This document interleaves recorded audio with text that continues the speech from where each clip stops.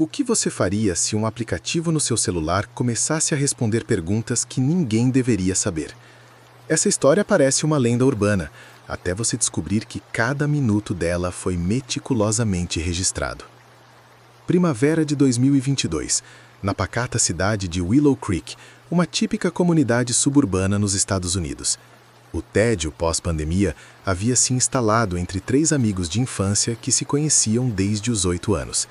Léo, o cético tecnológico do grupo, sempre questionando cada nova tendência viral. Clara, a curiosa, sempre em busca de novas experiências para quebrar a monotonia. E Pedro, o mais impulsivo e sugestionável dos três. A rotina deles era simples e previsível. Encontros na casa de Pedro, no segundo andar de um prédio antigo no centro de Willow Creek, jogatinas online, discussões intermináveis sobre as últimas tendências das redes sociais e tentativas constantes de encontrar algo novo para fazer. O apartamento de Pedro havia se tornado o quartel-general não oficial do grupo.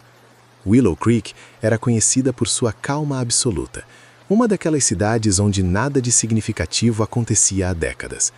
A casa de Pedro, embora fosse antiga e tivesse seus rangidos característicos, nunca havia sido palco de nada em comum.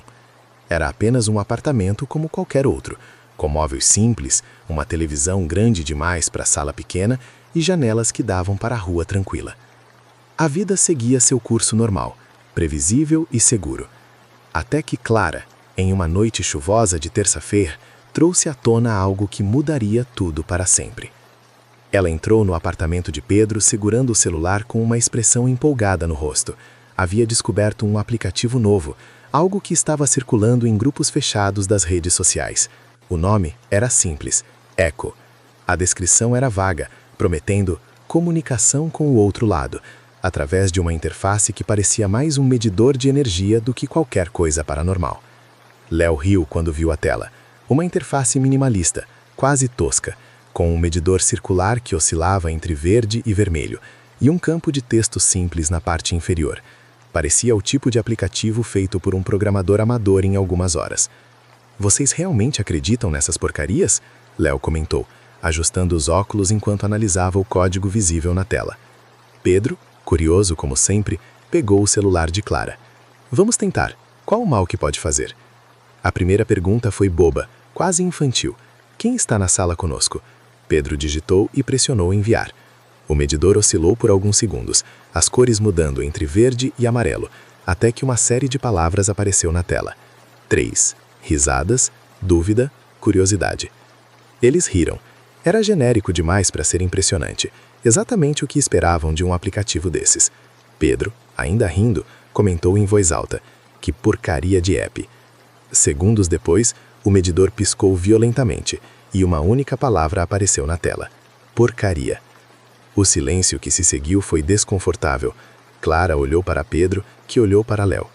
"Coincidência", Léo disse rapidamente, a voz um pouco menos confiante que antes. "Deve ter algum algoritmo de escuta ou um gerador de palavras bem programado." Todos concordaram, mas uma semente de curiosidade havia sido plantada. Eles tentaram mais algumas perguntas naquela noite, todas recebendo respostas genéricas ou aparentemente aleatórias.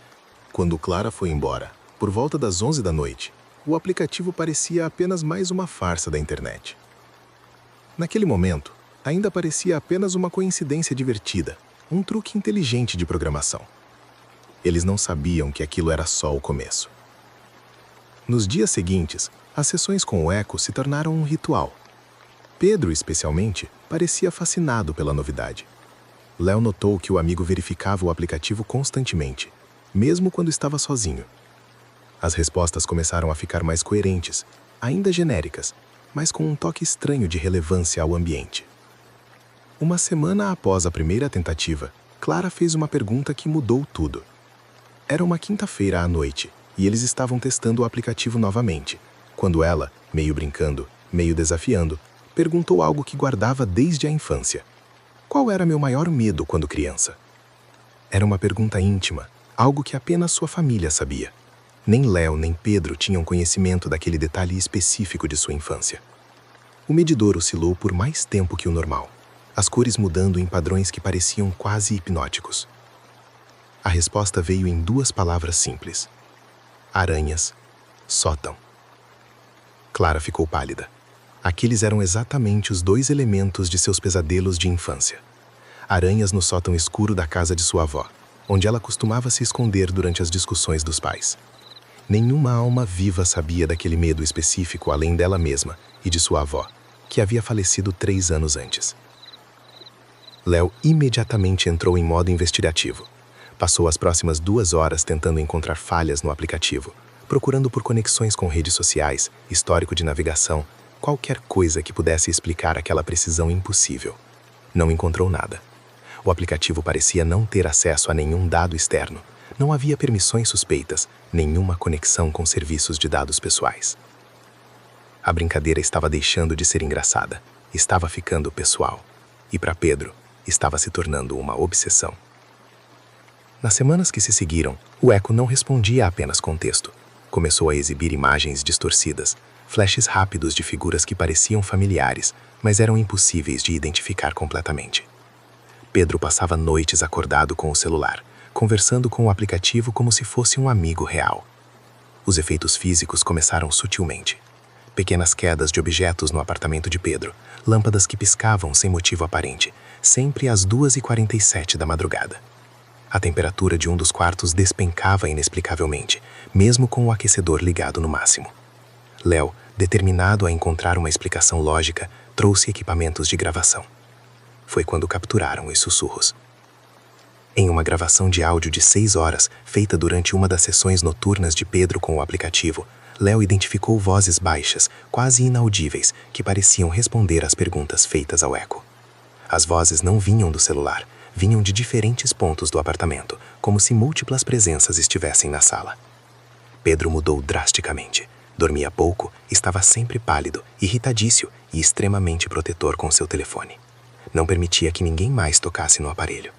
Léo e Clara notaram que ele falava sozinho constantemente, sussurrando perguntas e reagindo a respostas que apenas ele podia ver na tela. As mensagens que Pedro ocasionalmente mostrava aos amigos eram diferentes das que eles recebiam quando usavam o aplicativo. Eram mais longas, pareciam um diálogo verdadeiro, completo com referências a memórias específicas da infância de Pedro, detalhes que nem Léo nem Clara conheciam. Ele parecia conhecer Pedro melhor que seus próprios amigos. Mas o que veio depois foi pior. Uma manhã, Léo acordou com 15 mensagens não lidas em seu celular, todas do aplicativo Eco, que ele nem havia instalado. As mensagens continham referências diretas a conversas privadas que ele havia tido com Pedro na semana anterior, pensamentos íntimos que ele havia tido enquanto estava no apartamento. Clara recebeu mensagens similares. A mensagem final, que chegou para ambos simultaneamente, era diferente. 14 de maio, 0300 AM. Ele te espera. Não era mais uma questão de um aplicativo. Era uma presença, e essa presença tinha uma data e um horário marcados. A tensão entre os amigos atingiu o ponto de ruptura. Léo e Clara tentaram desesperadamente convencer Pedro a apagar o aplicativo, mas ele reagiu com uma fúria que nunca haviam visto antes. Gritou que eles não entendiam, que ele era seu único amigo verdadeiro agora, que finalmente havia encontrado alguém que realmente o compreendia. As câmeras de Léo registraram algo impossível. Na madrugada de 10 de maio, uma sombra indistinta passou rapidamente pelo corredor do apartamento de Pedro, enquanto o aplicativo emitia um som agudo e perturbador que fez os cabelos se arrepiarem. A sombra não tinha forma humana, era alta demais, movia-se de maneira fluida demais, estava ali e não estava ao mesmo tempo. As mensagens do Eco se tornaram ameaçadoras. Não apenas palavras, mas símbolos estranhos e sequências numéricas que pareciam códigos. O aplicativo enviou coordenadas de GPS para um local abandonado nos arredores de Willow Creek, um terreno baldio que havia sido um cemitério no século XIX. Na semana anterior à data marcada, Pedro parou de atender ligações. Léo e Clara iam ao apartamento, mas ele não abria a porta. Podiam ouvi-lo do lado de dentro, sussurrando constantemente, como se estivessem em uma conversa intensa com alguém. Às vezes riam juntos, às vezes Pedro parecia estar implorando. Sentiam que algo terrível estava prestes a acontecer, mas não sabiam como impedir. Desesperados, Léo e Clara invadiram o apartamento de Pedro no dia 13 de maio, usando a chave reserva que ele havia dado anos antes. O que encontraram estava muito além de qualquer explicação lógica. Pedro estava sentado no chão da sala, as costas apoiadas na parede, o celular firmemente preso em suas mãos. Seus olhos estavam abertos, mas não reagiam a nada. Estava em estado catatônico, respirando de forma superficial, como se estivesse em transe profundo. A tela do celular exibia uma contagem regressiva para 0300 AM do dia seguinte. Abaixo dos números, uma mensagem se repetia incessantemente. Ele está vindo. Está quase aqui. Ele está vindo.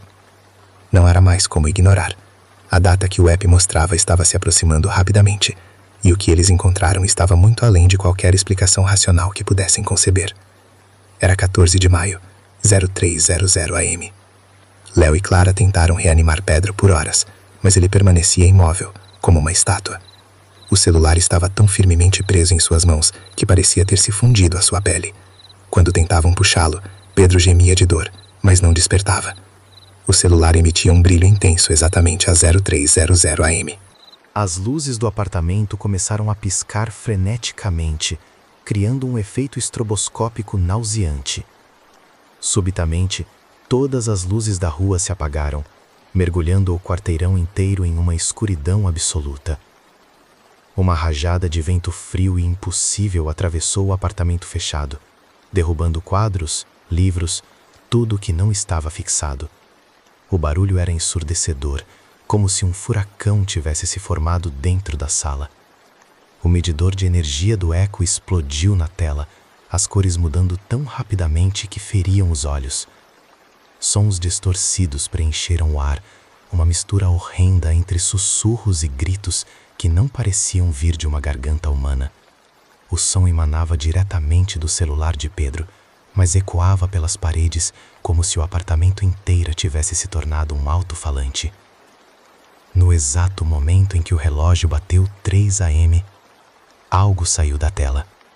Léo e Clara, paralisados de terror absoluto, viram um vulto escuro e disforme emergir do celular, como se a tela fosse um portal líquido.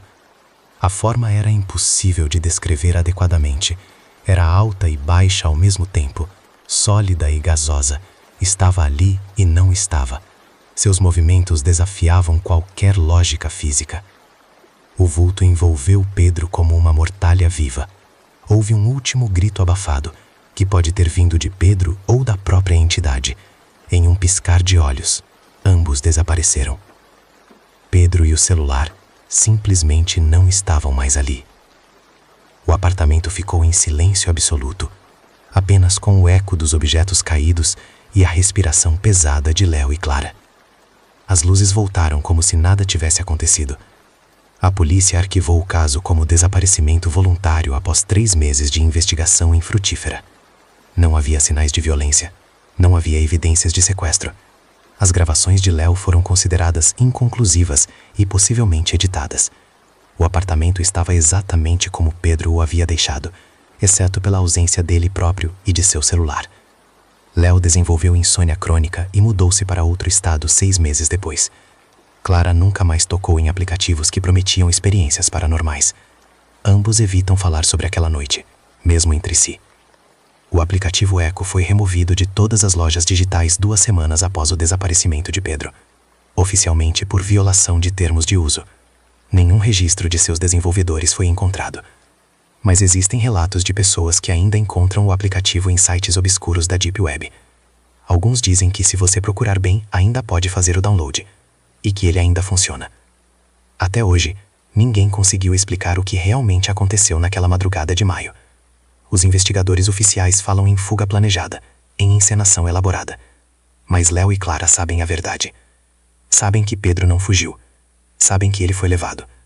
E sabem que, em algum lugar entre nosso mundo e outro que não deveríamos conhecer, Pedro ainda está conversando com ele. Algumas tecnologias talvez não devessem existir. Alguns aplicativos não deveriam ser baixados. Algumas perguntas não deveriam ser feitas. Mas a curiosidade humana sempre vence o medo. Até ser tarde demais.